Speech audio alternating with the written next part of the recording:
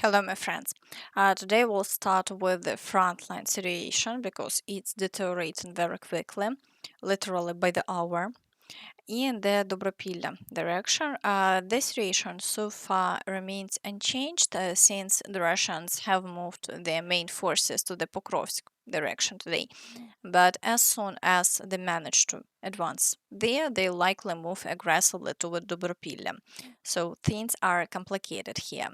Right now, the Russians are assaulting Nikhanorivka, Dorozhny, Shahove, and Sofiyivka, but there have been no changes over the past 24 hours.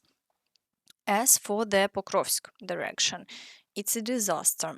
Overnight, the Russians were confirmed to have advanced toward the village of Hryshine by 5 kilometers 700 meters, and that has made the situation around Pokrovsk even worse because the corridor that must be crossed to evacuate troops has become much longer. Today, volunteers publicly began demanding that the High Command withdraw forces from the outskirts of Pokrovsk and Myrnograd. I'll try to say this with as little emotion as possible. If no one signs an order to pull troops out of Pokrovsk and Myrnograd soon, we could face not only the loss of a large number of highly motivated paratroopers and marines, and I won't even talk about the property worth hundreds of millions, it's already lost and there is no chance to evacuate it. We could find ourselves with a hole in the front that nobody can plug, and the fortifications we dug in our rear will quickly fall into Russian hands. And general staff reports are becoming more and more dishonest every day. In fact, we have practically already lost Pokrovsk, which means holding Myrnograd makes no sense either. The logistics would remain only with unreasonable risk across open fields. I'm not revealing any great secret now. The Russians can see all of this clearly with their drones in real time.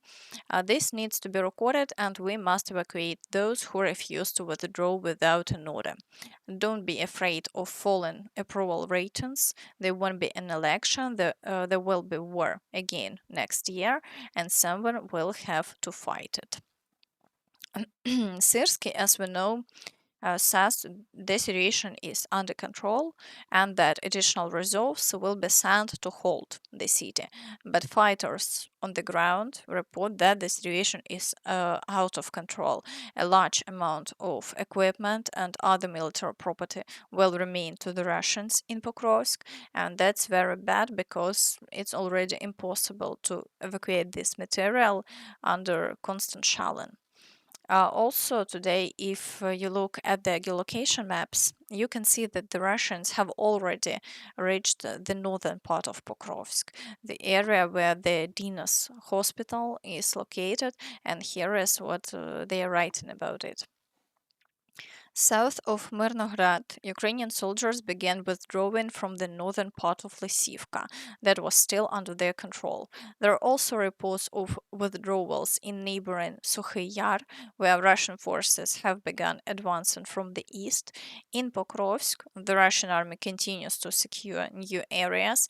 In the 8th district, the contact line was completely pushed to Ivana Mazepa Street, while in Dinas, the brick factory and the transport hospital have been fully taken, shifting the fighting to the high-rise buildings.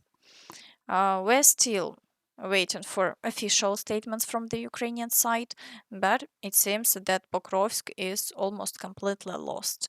And the biggest problem is that everyone knew there were issues, but everyone stayed silent. Here is what journalist Yulia Kryenko from Pokrovsk wrote. I will go into lose Pokrovsk. The city has turned into a battlefield, and to drive the Russians out of the districts, we'd need a fully equipped brigade. Unfortunately, there isn't one. The situation is such that we may lose not just the city but people. Several brigades that are stationed far beyond Pokrovsk and Myrnograd. That's the problem. The story of Pokrovsk didn't begin a week ago. It started in the spring when the Russian Rubicon entered this sector and surrounded it with drones so densely that everyone had to move on foot. Rotations in the trenches became rare. For over 100 days, the infantry has been holding the line there without replacement, and this has already happened in the Kursk region. There too, the Russians first brought all logistics routes under drone control, then pressed with infantry. Instead of drawing conclusions, we kept pretending everything was fine, and now they'll probably try to blame the loss of the city, for example, on the best corps commander operating there, because the public doesn't know that he was appointed only when the situation in Pokrovsk was already nearing its end. It's painful. Yes, it's sad that no one seems to realize that this catastrophe began the day the Russians captured Avdiivka and started moving toward Pokrovsk. Because of that failure, the one we couldn't stop back then, we're seeing all these problems today. Friends, be sure to write your thoughts about what's happening in the comments below. And now let's move on to the Novopavlivka direction. Here, the Russians are trying to break through to Vatfilia, Sultan, Dachny, and advancing towards Zeleny High. But they've had no success. The front line has remained unchanged over the past day. In the direction of the village of Pokrovsk, in the Dnipropetrovsk region, the front has collapsed once again. The Russians have captured Voronezh and advanced about 3 kilometers toward Novoselivka. And they also managed to push through the fields near Sosnivka by 2 kilometers, 200 meters. In addition, they seized Oleksiivka, advancing another 1 kilometer, 300 meters, and made their biggest gain near Novoalexandrivka. The Russians have completely taken Verbove and moved forward by 7 kilometers, partially capturing Novoalexandrivka. At the same time, today they are already pushing toward Danilivka, and only 8 kilometers remain to reach the settlement of Pokrovsk. Thus, the front in the Dnipropetrovsk region is collapsing rapidly, and the pace of the Russian advance is quite significant. In the Hulyaipole direction, the Russians are attempting to break through toward the village of Nove, but so far they've had no success, so the front line has remained unchanged over the past 24 hours. In the Zaporizhzhia direction, attacks on Sherbaki continue, and from Kamyansk, the Russians are trying to push toward Stepnohirsk. However, there have been no changes over the past day. All attacks have been successfully repelled. In the Kherson direction, the Russians are attempting to break through in the area of the Antonivsky Bridge, but they haven't achieved any success so far. Heavy shelling of the right bank continues just as before. Now moving on to the Kostyantynivka direction, the Russians keep advancing along the outskirts of the city. They assaulting Plashiivka and trying to push toward the village of Berostok and the area near Rusin Yar. There have been no changes over the past 24 hours, but the level of activity remains very high. At the same time, after a long lull, strikes on Russian rear positions have resumed. This time, shelling was recorded in Luhansk and Alchevsk and near Shakhtarsk. A drone strike targeted an oil depot. Thus, we are seeing signs of weakening on the occupied territories as well. However, it's difficult to say whether this will significantly change the overall situation. At the same time, the Russians have intensified mobilization in the occupied territories. It had already been taking place there before, but now they seem determined to find absolutely everyone. Russia has officially incorporated the occupied territories of Ukraine into the Southern Military District and has begun mobilizing the local population.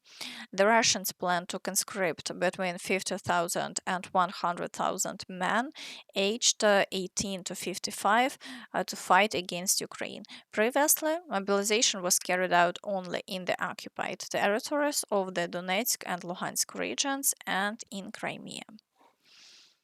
Thus, mobilization in Russia is ramping up, and once again, I'll repeat, as we can see, Putin no longer announces any new ways of mobilization. Instead, it's been quietly carried out without loud public statements. In the Siversk direction, the Russians are assaulting Yampil and Dronivka, pushing toward Siversk and the area near Fedorivka. However, they haven't achieved any success, and the front line has remained unchanged over the past 24 hours. In the Liman direction, the Russians are advancing through the forested area toward the city, but the Ukrainian forces are still preventing them from gaining a foothold, and the fighting continues. And the Russians are also pushing in the area of Zarychne, assaulting Stavky and Korovy Yar, but they haven't achieved any success, and the front line has remained unchanged for the past 24 hours. In the Borova direction, the Russians haven't launched any new assaults, and the situation remains stable. In the Kupyansk direction, there have been no reports of new assaults today. At the same time, there are no indications of any new Russian advances in Kupyansk itself, and the front line has remained unchanged over the past 24 hours. In the Dvorichna direction, and the Russians haven't carried out any new assaults either, and the situation here also remains unchanged. In the Velika Burluk direction, the Russians are attempting to break through toward Kolodizne and are assaulting Dvorichansk, but they have had no success, and the front line remains unchanged. In the Kharkiv direction, there is still a period of relative calm.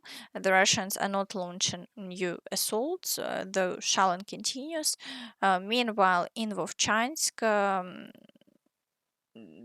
the fighting hasn't stopped, but so far Russian forces have been unable to achieve any significant advances. Occasionally, they manage to move into new positions, but overall, their front line remains stable. In the Sumy direction, activity remains low. The Russians are attempting to advance near Oleksiivka and Varachine, but they haven't made any progress, and the front line remains stable here as well. Today, foreign analysts also calculated how much territory the Russians captured over the past week. Over the last 7 days, they managed to seize approximately 84.5 square kilometers of Ukrainian land, including the gray zone. The total is 105 square kilometers, a significant amount. Meanwhile, the Ukrainian forces regained 9.5 square kilometers or 15.5 square kilometers, including the gray zone. So the fight continues. And that's all from me. So please don't forget to like this video, subscribe to the channel, and hit the notification bell to stay updated on all the latest news. Thank you for watching, and see you next time. Bye bye.